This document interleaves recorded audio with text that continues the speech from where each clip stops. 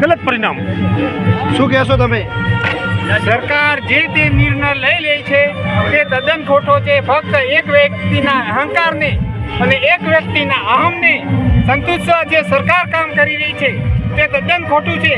ધાનેરાના ધારાસભ્ય માવજીભાઈ દેસાઈ, પૂર્વ ધારાસભ્ય મફતલાલ સાહેબ પુરોહિત, પૂર્વ ધારાસભ્ય નથાભાઈ પટેલ અને તમામ ધાનેરા તાલુકાના યુવા મિત્રોને હિતરક્ષક સમિતિ અને તમામ ધાનેરાની જનતાને સાથે લઈને વિશ્વાસમાં રહીને જે કામ સરકાર કરશે તો જ સરકારનું ચાલશે. નહીં ત્યારે આજે નહીં કાલે નહીં અમારે બનાસકાંઠામાં છીએ અને બનાસકાંઠામાં જ રહેવાના છીએ. આજ પછી જો સરકાર અમારું તમામ ધાનેરાની જનતાનો અવાજ સાંભળી અને દુઃખની લાગણી અનુભવે તો સરકારને આવનારના સમયમાં પણ અમે સાથે રહીશું.